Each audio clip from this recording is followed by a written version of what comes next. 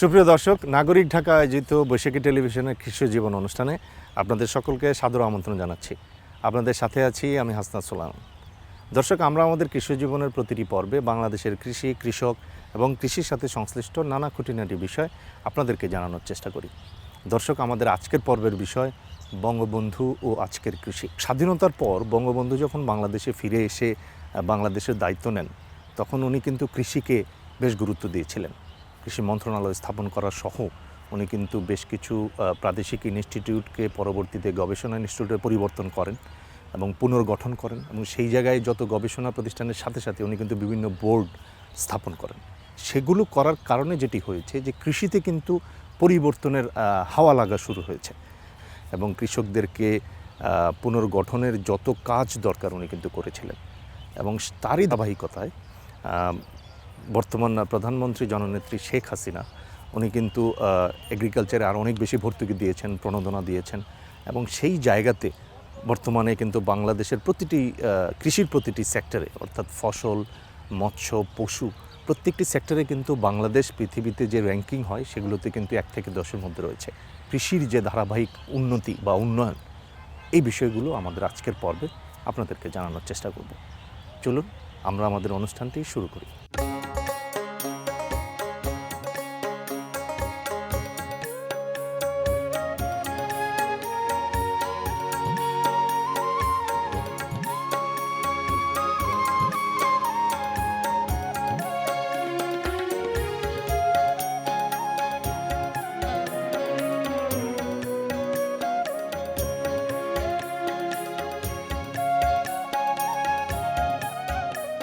দর্শক, বঙ্গবন্ধু আজকের কৃষি এই পর্বের এই পর্যায়ে চলুন আমরা দেখে আসি একটি তথ্যচিত্র বঙ্গবন্ধুর কার্যক্রম এবং অংশগ্রহণ নিয়ে।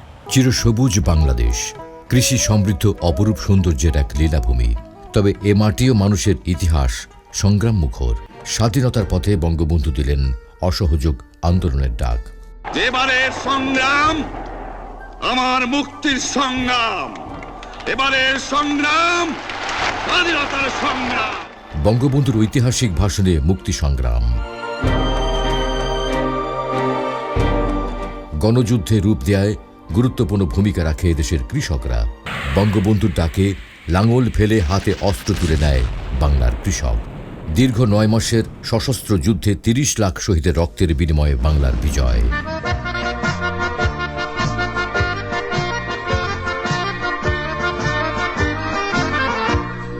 71-এর 16 ডিসেম্বর মুক্তিকামী মানুষ পেল স্বাধীনতার লাল সূর্য, একটি পতাকা আর উর্বর জমিন। 1972 সালের 10 জানুয়ারি বঙ্গবন্ধু ফিরে আসেন তার প্রিয় মানুষের মাঝে। যুদ্ধ বিধ্বস্ত দেশ পুনর্গঠনে প্রত্যন্ত অঞ্চলে ছুটে যান কৃষকদের কাছে, ডাক দেন সবুজ বিপ্লবের। এই 1 বছর তোমাদের সর্বস্ব ত্যাগ করে আমার দেশের গঠনমূলক কাজে আত্মনিয়োগ তোমাদের করতে হবে, করবা? সবুজ বিপ্লবের অংশ হিসেবে বঙ্গবন্ধু 1972 সালে ভূমিসত্ত্ব আইন জারি করে পরিবার প্রতি সর্বোচ্চ 100 বিঘা জমির সিলিং আরোপ, 25 বিঘা পর্যন্ত খাজনা মওকুফ, কৃষকদের মাঝে খাস জমি বিতরণ, কম মূল্যে সার, কীটনাশক, উন্নত বীজ, সেচ ও অন্যান্য কৃষি উপকরণ সরবরাহ নিশ্চিত করেন। পাকিস্তানি শাসনকালের 10 লাখ সার্টিফিকেট মামলা থেকে কৃষকদের মুক্তি দেন বঙ্গবন্ধু। যথাযথ সম্মান দিয়েছেন খেটে খাওয়া মানুষকে। আপনি চাকরি করেন, আপনার মায়না দেয় ওই গরিব কৃষক, আপনার মায়না দেয় ওই গরিব শ্রমিক, আপনার সংসার চলে ওই টাকায়, আমি গাড়ি চলি ওই টাকায়। ওদের সম্মান করে কথা বলেন, ওদের ইজ্জত করে কথা বলেন। 1972 থেকে 75 কৃষিতে নবজাগরণ সৃষ্টির লক্ষ্যে কৃষি সংশ্লিষ্ট বিভিন্ন প্রতিষ্ঠান পুনর্গঠন ও নতুনভাবে প্রতিষ্ঠা করেন বঙ্গবন্ধু। কৃষিতে মেধাবী শিক্ষার্থীদের আকৃষ্ট করতে 1973 সালের 13 ফেব্রুয়ারি কৃষিবিদদেরও চাকরি ক্ষেত্রে প্রথম শ্রেণীর পদমর্যাদা ঘোষণা করেন বঙ্গবন্ধু। সেই সময় ছাত্রনেতা হিসেবে বিশেষ ভূমিকা রাখেন বর্তমান কৃষিমন্ত্রী ডক্টর আব্দুর রাজ্জাক। একই বছর প্রণয়ন করেন প্রথম পঞ্চবার্ষিকী পরিকল্পনা। বঙ্গবন্ধুর স্বপ্ন ছিল সমৃদ্ধ দেশ গড়ার। প্রথমবারের মতো নেতৃত্বে এসেই বঙ্গবন্ধুর স্বপ্ন পূরণে কাজ শুরু করেন তারই সুযোগ্য কন্যা মাননীয় প্রধানমন্ত্রী শেখ হাসিনা। ৯৬ সালে প্রথমবার সরকার গঠন করে জোর দেন কৃষিতে, গড়ে তোলেন ক্ষুধার বিরুদ্ধে সংগ্রাম। প্রাকৃতিক দুর্যোগ মোকাবেলায় ১৯৯৮ সালে সর্বপ্রথম বিনা জামানতে কৃষি ঋণ দেওয়া হয় বর্গা চাষিদের। মাত্র ৫ বছরে খাদ্যে স্বয়ংসম্পূর্ণ হয়ে ওঠে দেশ। স্বীকৃতিস্বরূপ ১৯৯৯ সালে প্রধানমন্ত্রী শেখ হাসিনাকে সেরেস পুরস্কারে ভূষিত করে জাতিসংঘের খাদ্য ও কৃষি সংস্থা। ২০০৯ সালে দ্বিতীয় মেয়াদে সরকার গঠন করে নিরলসভাবে উন্নয়নমূলক কাজ করে যাচ্ছে বর্তমান সরকার। উৎপাদনশীলতায় ১০ বছরে কৃষিখাত হয়েছে সমৃদ্ধ, খাদ্য প্রাপ্তির নিশ্চয়তা পেয়েছে দেশের মানুষ। লাভজনক ও বাণিজ্যিকীকরণে কৃষি ও কৃষক এগিয়েছে অনেকটা পথ। এই সফলতার নেতৃত্ব দিয়ে চলেছেন কৃষক বান্ধব সরকার প্রধানমন্ত্রী শেখ হাসিনা। কৃষকের ন্যায্য মূল্য প্রাপ্তি ও নিরাপদ সবজি সহজলভ্য করার লক্ষ্যে রাজধানীতে চালু করা হয়েছে কৃষকের বাজার। ক্রমান্বয়ে এই ব্যবস্থার সম্প্রসারণ করা হবে জেলা উপজেলা শহরে। ফলন বৃদ্ধিতে সুষম সারের ব্যবহার অপরিহার্য, তাই কৃষি খাতকে লাভজনক করতে সারের দাম কমানো হয়েছে ৯ থেকে ৬৫ টাকা পর্যন্ত। প্রণোদনা ও পুনর্বাসনে অর্থ এবং কৃষি উপকরণ সহায়তা প্রদানে কার্ড, ১০ টাকার ব্যাংক হিসাব খোলা ছাড়াও নিয়মিত বঙ্গবন্ধু জাতীয় কৃষি পুরস্কার প্রদানের পাশাপাশি কৃষকদের সম্মানে পাশ করা হয়েছে এগ্রিকালচার ইম্পর্ট্যান্ট পার্সন বা এআইপি কার্ড।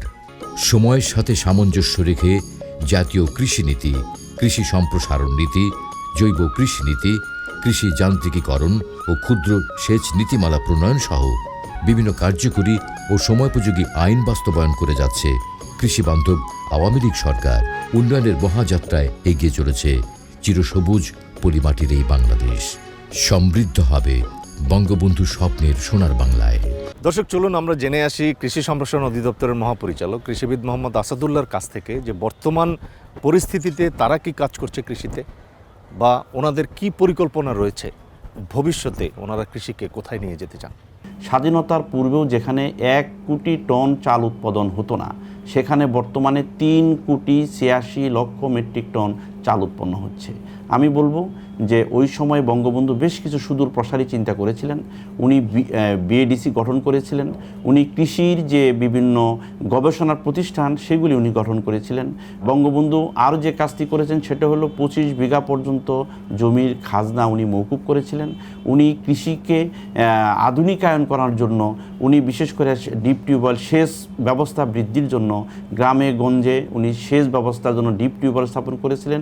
বীজ যাতে ভালো বীজ যাতে কৃষকরা ব্যবহার করতে পারে এবং ভালো জাত যাতে কৃষকরা পায় সেজন্য গবেষণার প্রতিষ্ঠান এবং বিএডিসি এবং সম্প্রসারণ ৩টা প্রতিষ্ঠানের যৌথ উদ্যোগকে কাজে লাগানোর স্বপ্ন উনি দেখতেন, যেটার সফল বাস্তবায়ন হয়েছে আমাদের বর্তমান প্রধানমন্ত্রী বঙ্গবন্ধু কন্যা জননেত্রী শেখ হাসিনার আমলে।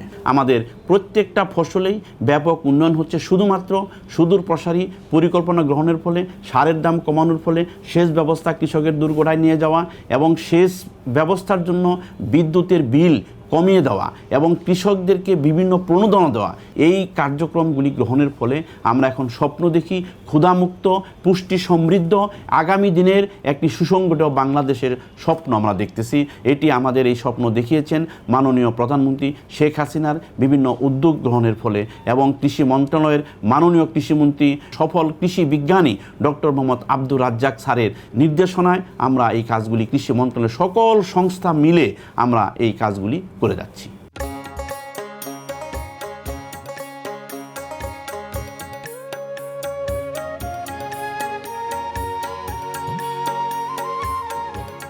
আমরা আমাদের অনুষ্ঠানের এই পর্যায়ে চলুন শেরে বাংলা কৃষি বিশ্ববিদ্যালয়ের মাননীয় উপাচার্য প্রফেসর ডক্টর মোহাম্মদ শহীদুর রশিদ ভূঁইয়া স্যারের কাছ থেকে জেনে আসি উনি বঙ্গবন্ধু ও আজকের কৃষি নিয়ে কি ভাবছেন।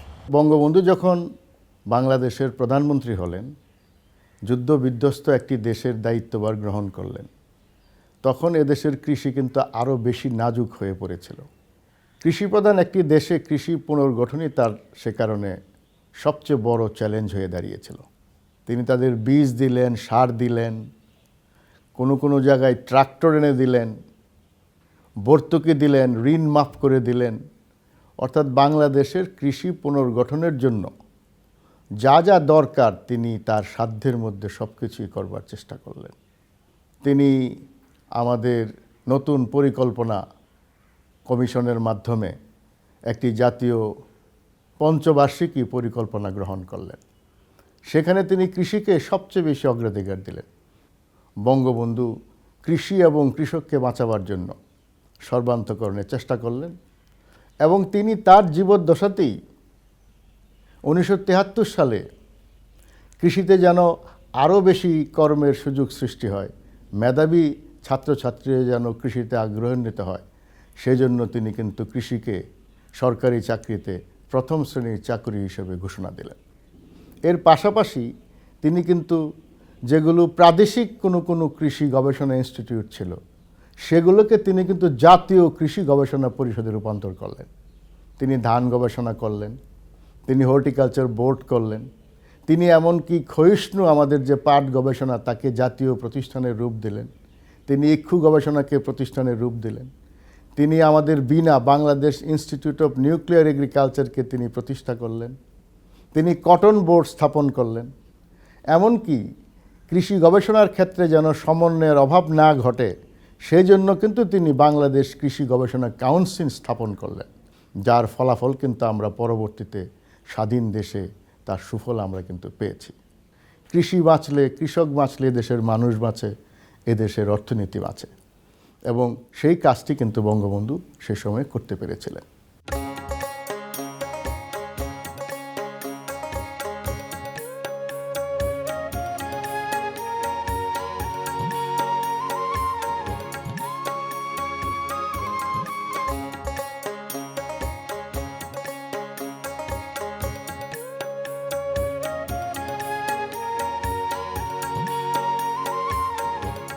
দর্শক, বঙ্গবন্ধু আজকের কৃষি পর্বের এ পর্যায়ে আমরা ডক্টর শামসুল আলমের বক্তব্য শুনব, যিনি বঙ্গবন্ধুর সাহচর্যে ছিলেন এবং বাংলাদেশের কৃষির পরিকল্পনা প্রণয়ন করে থাকেন।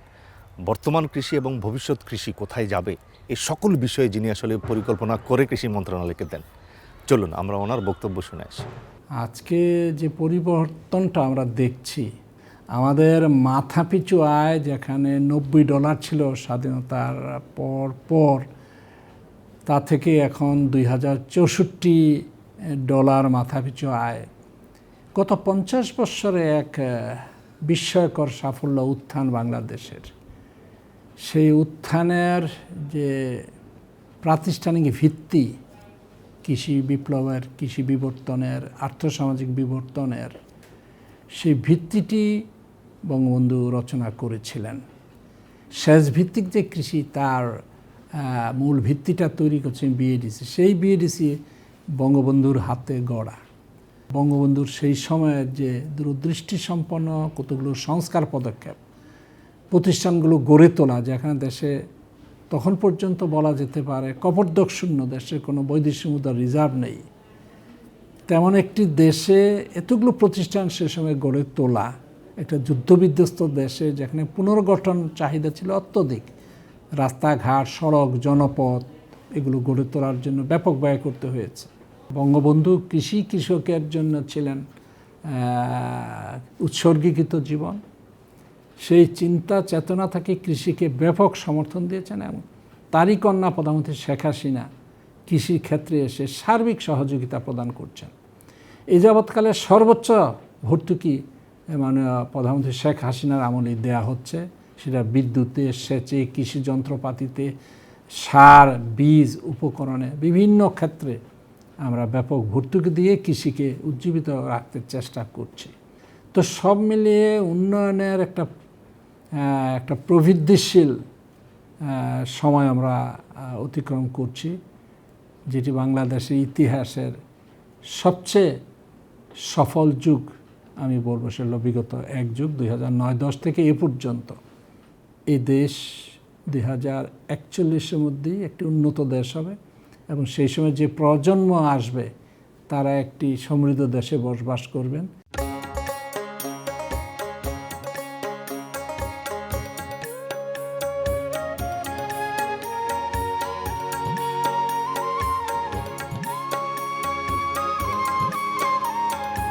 দর্শক, বঙ্গবন্ধু আজকের কৃষি এ পর্বের এ পর্যায়ে কৃষি মন্ত্রণালয়ের মাননীয় মন্ত্রী কৃষিবিদ ডক্টর মোহাম্মদ আব্দুর রাজ্জাকের কাছ থেকে জেনে আসব কৃষি মন্ত্রণালয়ের বর্তমান কার্যক্রম এবং ভবিষ্যৎ পরিকল্পনা সম্পর্কে। মাননীয় মন্ত্রী একাধারে কৃষিবিদ, কৃষি বিজ্ঞানী। চলুন মাননীয় মন্ত্রীর বক্তব্য শুনে আসি। আমরা দেখি বঙ্গবন্ধুর রাজনৈতিক জীবনের সারাটা জুড়ে ছিল কৃষি, কৃষকের কল্যাণ এবং মঙ্গল, কৃষির উন্নয়ন। বঙ্গবন্ধু ছিলেন কৃষকের অকৃত্রিম বন্ধু। তিনি সার্বক্ষণিকই চিন্তা করতেন কৃষকের দুঃখ দুর্দশা ঘোচানোর। বাংলাদেশের প্রথম বাজেটেই 600 কোটি টাকার মধ্যে তিনি 100 কোটি টাকা দিয়েছিলেন কৃষিতে। যে পঞ্চবার্ষিক পরিকল্পনা করেছিলেন, সেই পরিকল্পনায় প্রায় প্রতি বছরই প্রায় 31 ভাগের সংস্থান রেখেছিলেন কৃষির জন্য। দেশ স্বাধীন হওয়ার পর কৃষিক্ষেত্রে কতগুলো বিপ্লবাত্মক তিনি সিদ্ধান্ত নিয়েছিলেন। 25 বিঘা জমির পর্যন্ত খাজনা মাফ করে দিয়েছিলেন, খাজনার সুদ তিনি মাফ করেছিলেন। 10 লক্ষ সার্টিফিকেট মামলা কৃষকের থেকে তিনি তুলে নিয়েছিলেন। কৃষি উৎপাদন বৃদ্ধির জন্য, উন্নত বিভিন্ন ফসলের জাত উদ্ভাবনের জন্য তিনি আহ্বান জানিয়েছিলেন এবং দিক নির্দেশনা দিয়েছিলেন। গবেষণা প্রতিষ্ঠানগুলোকে পুনর্গঠন করে এবং নতুন নতুন প্রতিষ্ঠানও তিনি স্থাপন করেছিলেন। কিন্তু দুঃখজনকভাবে বঙ্গবন্ধু যে দিক নির্দেশনা দিয়েছিলেন, কৃষি উন্নয়নের জন্য যে সকল কর্মসূচি গ্রহণ করেছিলেন, যে কৌশল তিনি অবলম্বন করেছিলেন, তিনি বাস্তবায়ন করে যেতে পারেন নাই। কৃষির যে সম্ভাবনা, সেই সম্ভাবনাকেও আমরা সেইভাবে কাজে লাগাতে পারি নাই। তাই আমরা দেখি 1996 সালে মাননীয় প্রধানমন্ত্রী জননেত্রী শেখ হাসিনার নেতৃত্বে আওয়ামী লীগ সরকার গঠন করে এবং বঙ্গবন্ধুর দিক নির্দেশনাগুলো বাস্তবায়নের প্রচেষ্টা নেয়, বিভিন্ন কর্মসূচি গ্রহণ করে। আজকে আমরা তাই দেখি যে খাদ্য উৎপাদনে, ধান উৎপাদনে আজকে আমরা পৃথিবীতে তৃতীয়। আলুর উৎপাদন বৃদ্ধি পেয়েছে, ডালের উৎপাদন বৃদ্ধি পেয়েছে, শাকসবজির উৎপাদন বৃদ্ধি পেয়েছে, আম উৎপাদনে, আলু উৎপাদনে আমরা একটা পৃথিবীতে স্থান করে নিয়েছি, জায়গা করে নিয়েছি। আমি খুবই আনন্দিত যে বাংলাদেশের কৃষি রপ্তানি অনেক বাড়ছে এবং খুব দ্রুত বাড়ছে। ইনশাল্লাহ আন্তর্জাতিক বাজারেও বাংলাদেশের কৃষি একটা স্থান করে নেবে। আমরা লক্ষ্য নির্ধারণ করেছি 2041 সালের মধ্যে বাংলাদেশকে আমরা ক্ষুধামুক্ত, দারিদ্র্যমুক্ত একটি সমৃদ্ধশালী উন্নত জাতিতে উন্নীত করব, রূপান্তর করব। এই লক্ষ্য নিয়ে আমরা বিভিন্ন উন্নয়ন কর্মকাণ্ড বাস্তবায়ন করে যাচ্ছি। প্রথম মেয়াদে 5 বছর, দ্বিতীয় মেয়াদে 5 বছর, তৃতীয় মেয়াদেরও 2 বছর চলে গিয়েছে। এই 12 বছরে আমরা আর্থসামাজিক বিভিন্ন সূচকে ভৌত অবকাঠামো স্থাপনে অভূতপূর্ব সাফল্য অর্জন করেছি। আমার দৃঢ় বিশ্বাস আমরা যে কৃষি উন্নয়ন যে ধারায় চলছে, এটাকে যদি আমরা বেগবান করতে পারি, গতিময় করতে পারি, ইনশাল্লাহ বাংলাদেশ তার লক্ষ্য অর্জনে অবশ্যই সফল হবে।